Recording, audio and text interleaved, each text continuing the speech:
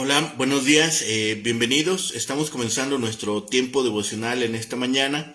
El día de hoy estaremos revisando del capítulo 24 del profeta Isaías, del libro del profeta Isaías, los primeros 12 versículos para nuestro tiempo devocional que hemos titulado El juicio sobre toda la tierra. El juicio sobre toda la tierra. Vamos a hacer la lectura de nuestra porción. Recuerden que estamos leyendo en la Nueva Traducción Viviente para nuestro tiempo devocional. Dice la palabra de Dios, capítulo 24, versículo 1 al 12. Miren, el Señor está a punto de destruir la tierra y convertirla en una inmensa tierra baldía. Él devasta la superficie de la tierra y dispersa a los habitantes, sacerdotes y laicos, sirvientes y amos, criadas y señoras, compradores y vendedores, prestamistas y prestatarios, banqueros y deudores. No se perdonará a nadie. La tierra será totalmente vaciada y saqueada. El Señor ha hablado. La tierra está de duelo y se seca, y las cosechas se arruinan y se marchitan. Hasta los mejores habitantes de la tierra se van consumiendo. La tierra sufre por los pecados de sus habitantes, porque han torcido las instrucciones de Dios, han violado sus leyes y quebrantado su pacto eterno. Por lo tanto, una maldición consume la tierra. Sus habitantes tienen que pagar el precio de su pecado. El fuego los destruye, y solo unos cuantos quedan con vida. Las vides se marchitan y no hay vino nuevo. Todos los parranderos suspiran y se lamentan. Se ha callado el alegre sonido de las panderetas. Ya no se escuchan felices gritos de celebración, y las melodiosas cuerdas del arpa están silenciosas. Se han acabado los placeres del vino y del canto. Las bebidas alcohólicas se vuelven amargas en la boca. La ciudad se retuerce en el caos. Todas las casas están cerradas con llave para que no entren intrusos. Se reúnen las turbas en las calles clamando por vino. El gozo se ha convertido en tristeza y la alegría ha sido expulsada de la tierra. La ciudad ha quedado en ruinas, sus puertas echadas abajo. Bien, para la porción que hemos leído ahora, habla sobre el juicio sobre toda la tierra, la desolación de la tierra. Se nos presenta un cuadro de absoluta desolación que afecta no solo a la tierra de Palestina, sino a todo el mundo, a todos los pueblos y a todos los sectores de la sociedad. La honda raíz de tanta desgracia se señala en las palabras: la tierra se enfermó bajo sus moradores porque traspasaron las leyes, falsearon el derecho, rompieron el pacto sempiterno. Por esta causa la maldición consumió la tierra. Además de ello, un segundo tema es la ciudad de la vanidad o del caos. En algún lugar es un poco dudoso si se trata de Jerusalén rebelde o de la ciudad enemiga de la que Babilonia es el tipo, que vuelve a mencionarse varias veces en esta sección. Generalmente hemos de entender Babilonia, quizá la ciudad más perfecta que jamás haya levantado el hombre, y la figura constante de la enemistad, del orgullo del hombre en su oposición a Jerusalén como ciudad de Dios. Aquellos tesoros y cuya felicidad se basan en la tierra, pronto serán llevados a la necesidad y a la miseria. Bueno es que apliquemos lo que dice la Escritura de la vanidad y aflicción de espíritu en todas las cosas de aquí abajo. El pecado ha trastornado la tierra, ha llegado a ser muy diferente para el hombre de lo que era cuando Dios la creó para que fuera su habitación. En el mejor de los casos es como una flor que se marchita en las manos de los que se complacen con ella y la ponen en su regazo. El mundo en que vivimos es un mundo de desilusiones, un valle de lágrimas, Los hijos de los hombres en ella no son sino de pocos días y llenos de problemas.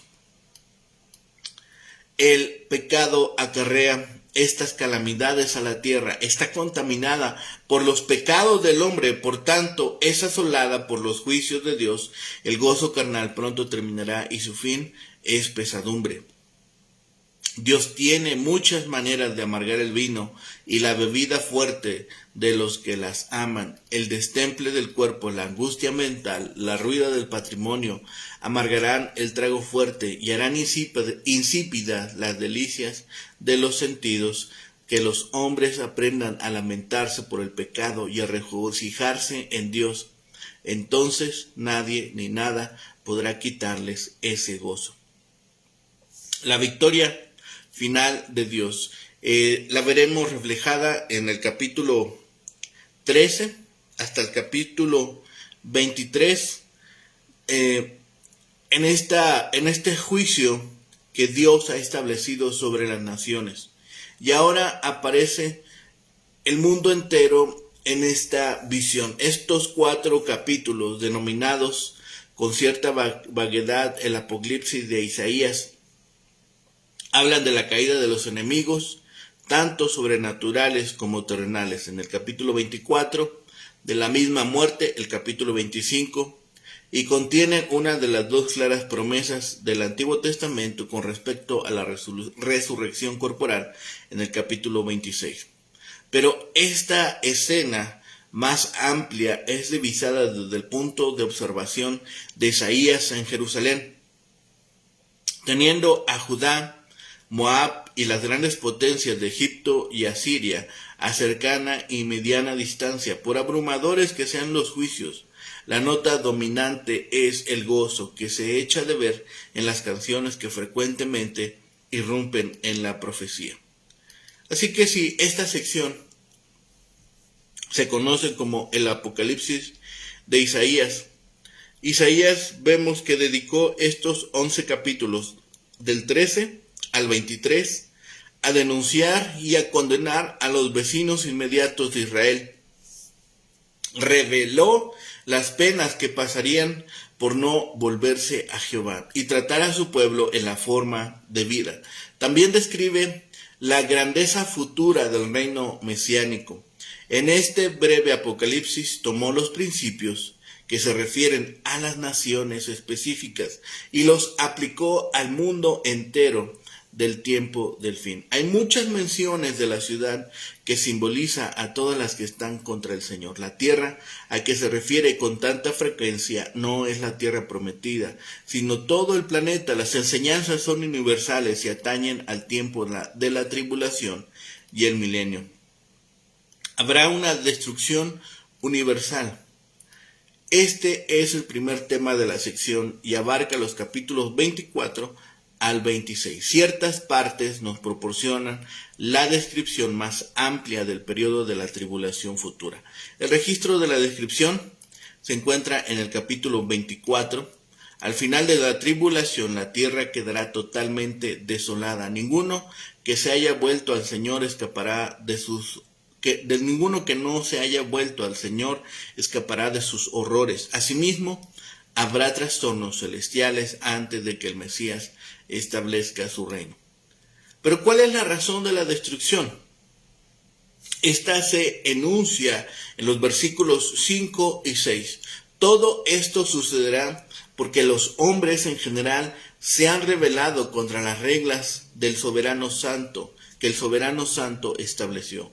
Los escritores señalan las muchas semejanzas entre el capítulo 24 y el diluvio de Génesis. El pacto sempiterno que vemos en el versículo 5 es el que Dios hizo con Noé y la humanidad después del diluvio. Y Cristo también relacionó la tribulación con el diluvio.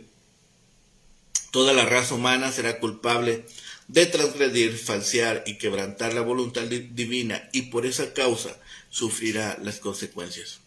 Actualmente la humanidad sufre las consecuencias de su rebeldía.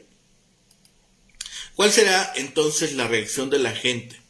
Se describe en el versículo 7 de este capítulo hasta el capítulo 26, versículo 21. ¿Qué hace la humanidad al contemplar la devastación total? Los impíos paganos responden con angustia y gemidos. El gozo y la alegría cesarán.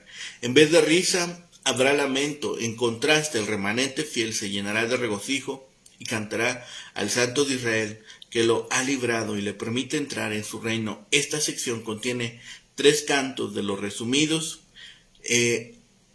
En el resto del libro que entrarán, estos son cantos de los redimidos que entrarán vivos en el milenio, habiendo sido salvados de la tribulación, del capítulo 24 al capítulo 26.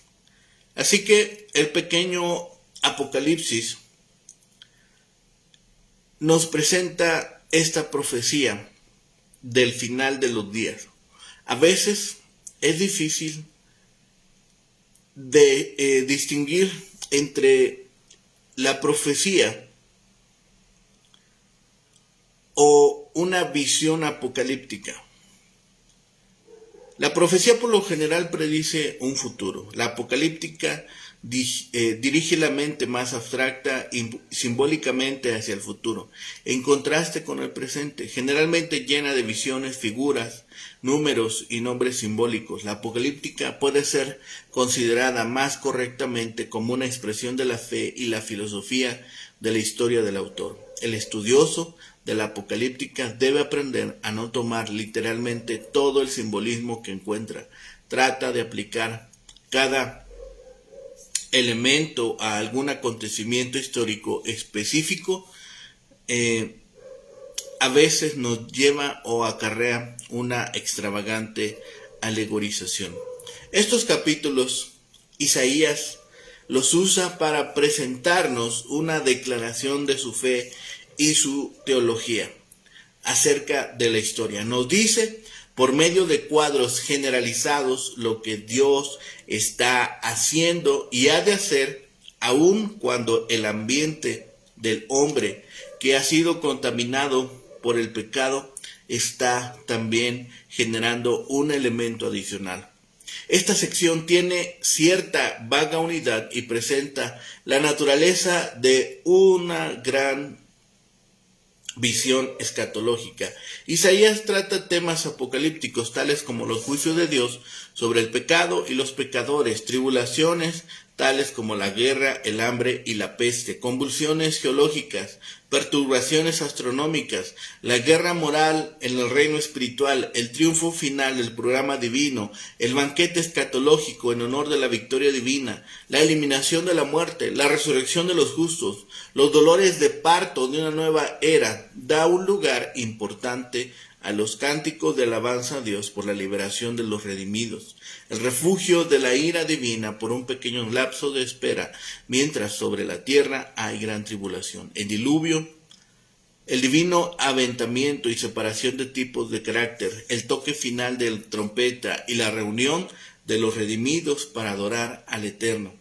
A lo largo de la historia, los tiempos de gran crisis internacional se han caracterizado por un resurgimiento del apocalipticismo o de la visión apocalíptica. Así fue en los días de Isaías. Seguramente aquí hay también predicción profética, pero principalmente es un comentario espiritual sobre la gran crisis asiria que azotó a la tierra en vida de Isaías. Estos capítulos no solo siguen inmediatamente después de los capítulos 13 al 23, sino que están estrechamente relacionados con el tema general de los mismos, porque hay una profecía del juicio de Dios sobre la tierra. Jehová vacía la tierra y la deja desolada. En los primeros 3 versículos de este capítulo 24 se inicia con una sección especial en la que Isaías dirige nuestra atención a la consumación de los tiempos y al juicio final del mundo. Nos traslada más allá de los castigos a cada una de las naciones que circundan a Judá y que quedan registrados en los capítulos anteriores.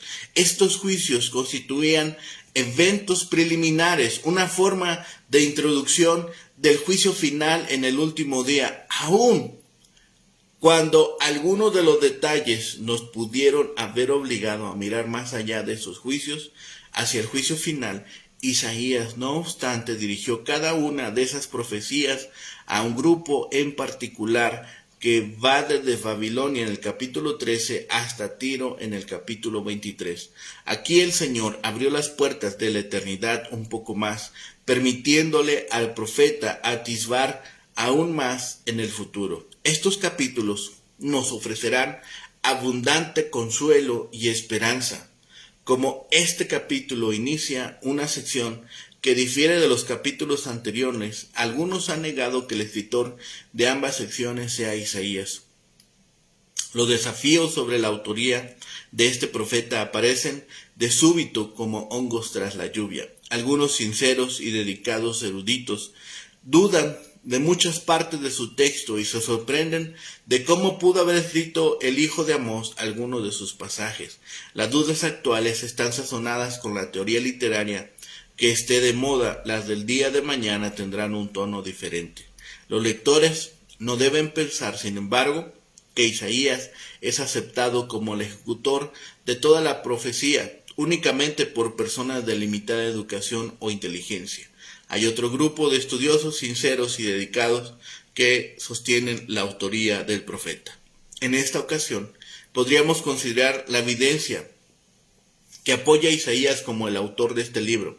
El capítulo ilustra de varias maneras el estilo que lo caracteriza. Por ejemplo, sus distintivos son el he aquí inicial, versículo 1, y Jehová ha pronunciado esta palabra, versículo 3.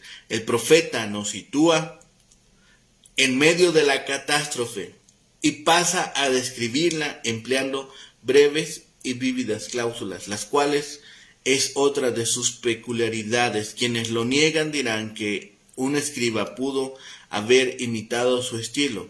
Por supuesto, pero la explicación de que Isaías es el escritor resulta más sencilla. ¿Por qué inventar un escriba o un autor imaginario cuando las escrituras y los antiguos testigos de la iglesia proclaman que es de Isaías?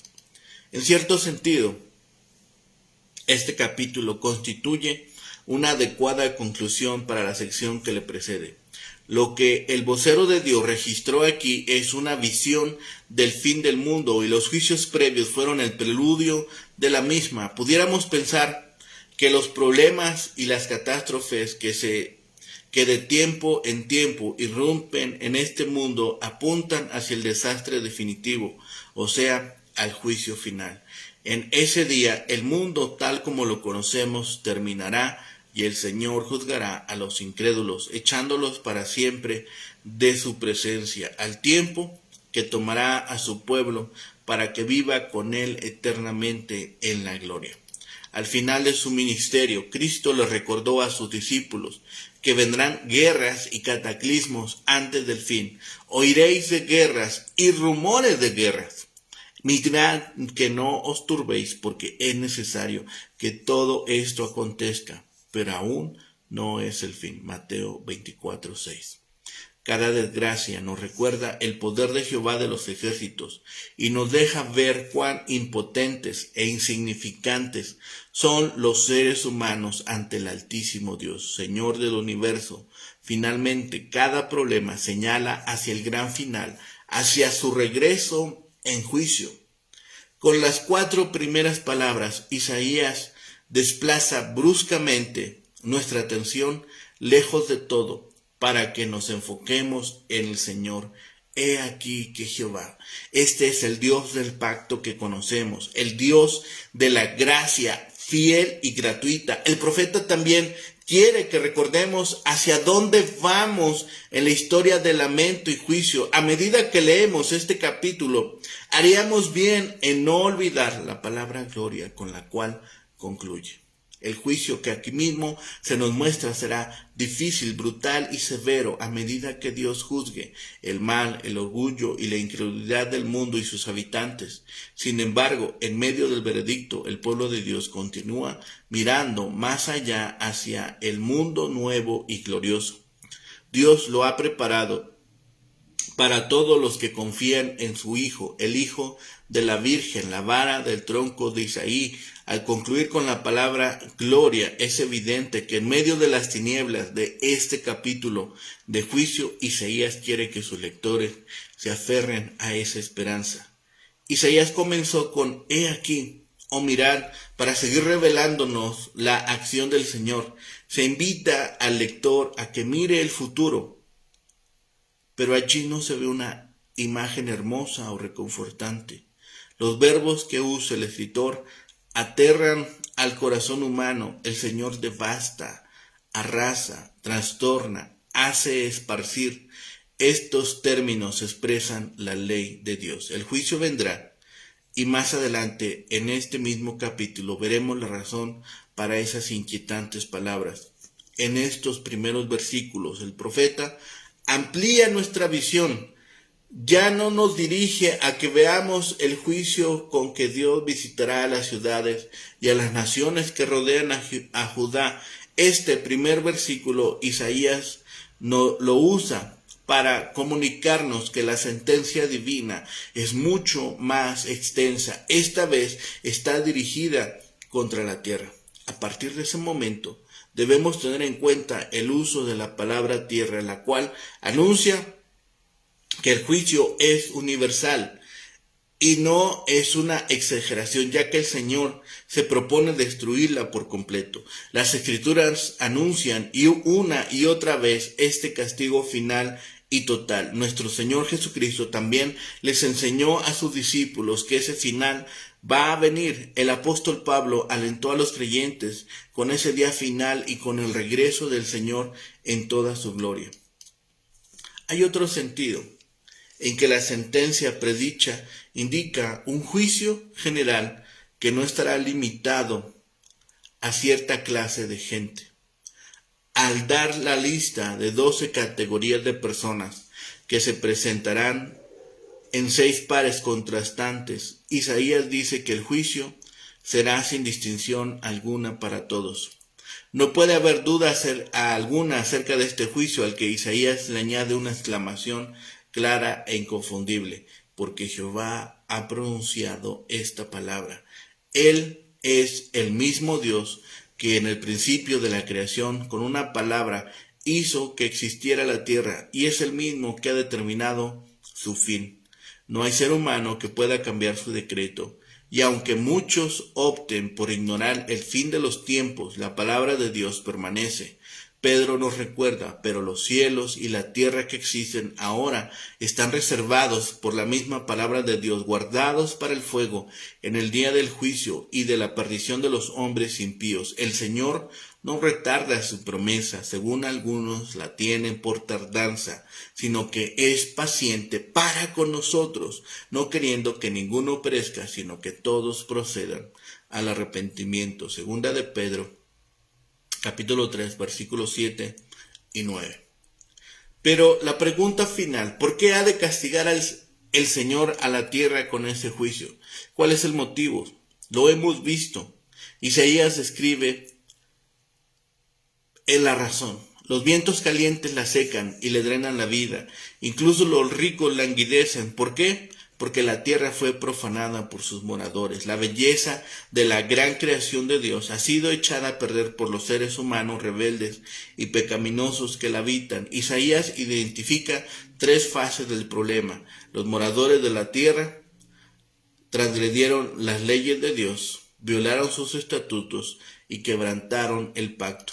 ¿Cómo puede ser esto? Primero, Dios ha escrito su ley moral dentro del corazón humano. Cada conciencia es testimonio de esta ley interior. Incluso si la persona desconoce cualquier otra ley, estatuto o pacto, el bien y el mal no le son un misterio. Cuando las personas actúan contra la ley interior, pecan y sus conciencias les molestan, merecen el castigo y lo saben, incluso cuando tratan de escapar de la justa sentencia. Segundo, el apóstol Pablo sugirió que el conocimiento natural de Dios deja sin excusa a la raza humana. Lo invisible de Él, su eterno poder y su deidad se hacen claramente visibles desde la creación del mundo y se puede discernir por medio de las cosas hechas. Por lo tanto, no tienen excusa. Romanos 1:20.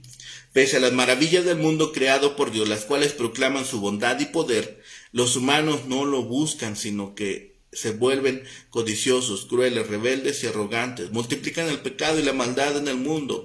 Se ve claramente que tanta impiedad contamina el portento de la creación. Todo el mundo es responsable ante Dios y merece el castigo por cuanto todos pecaron y están destituidos de la gloria de Dios. Romanos 3:23.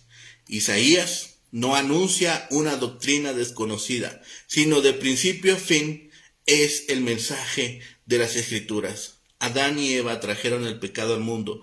Dios les había advertido que la desobediencia resultaría en la muerte, lo cual repitió a través de toda la Biblia. Isaías dice que los moradores de la tierra fueron consumidos y disminuyó su población. El concepto de un remanente es característico del profeta. Los sobrevivientes del juicio son aquellos que confían en su gracia y su perdón. Únicamente ellos dejarán atrás la desolación del juicio para entrar en las gloriosas mansiones celestiales. Así que recobre nuestro corazón ánimo. El pueblo no solo sufrió por sus pecados, incluso la tierra padeció los efectos de la maldad y el quebrantamiento de la ley. En la actualidad, vemos los resultados del pecado en nuestra tierra: contaminación, crimen, adicción, pobreza. El pecado afecta cada aspecto de la sociedad a tal grado que incluso sufren los fieles a Dios. No podemos culpar a Dios por estas condiciones, ya que el pecado humano las provocó. Mientras los que somos creyentes renunciemos más al pecado, hablemos en contra de las prácticas inmorales y anunciemos la palabra de Dios a otros, más lentamente se deteriorará así nuestra sociedad. No debemos rendirnos. El pecado se ha difundido por todas partes, pero podemos distinguirnos, podemos comportarnos como el pueblo apartado de Dios, como ese remanente que permanece fiel y que está dispuesto a servir a Dios, aunque la devastación ocurra. La segunda venida de nuestro Señor está cerca. La gran tribulación está a la puerta. Así que prediquemos, compartamos del Evangelio, llevemos a otro el mensaje de esperanza, porque la tribulación está a la puerta. El día en que el Señor deje de ser hallado también está en víspera. Que otros más puedan encontrar a Cristo mientras éste aún esté posible o sea posible encontrarle. Oremos. Bendito Padre y Señor, gracias te damos en este día, Señor, porque tu poder, Señor, se manifiesta permitiendo, Señor, que todas las cosas estén debidamente ordenadas, Señor, y que ello permita que nosotros podamos disfrutar de todas tus bondades, de todos tus dones, Señor, de lo que provees para nosotros. Padre bendito, Señor, te pedimos hoy en este día por nuestro mundo, por nuestro planeta, Señor, por las necesidades que hay en las personas, pero sobre todo por la mayor necesidad, que es conocerte a ti y a Cristo Jesús como Señor y Salvador. Padre bendito, Señor, ponemos en tus manos las necesidades de la gente, las necesidades físicas, emocionales, pero sobre todo las espirituales, Señor. Que una vez teniendo cubierta su necesidad espiritual, Señor, todas las cosas cambian y no importa las circunstancias si estamos contigo. Padre bendito, Señor, gracias por todas estas cosas. Todo lo pedimos y clamamos a ti por los méritos suficientes de Cristo Jesús. Señor y Salvador nuestro. Amén, amén y amén. Que tengan un excelente día. Que el Señor les bendiga.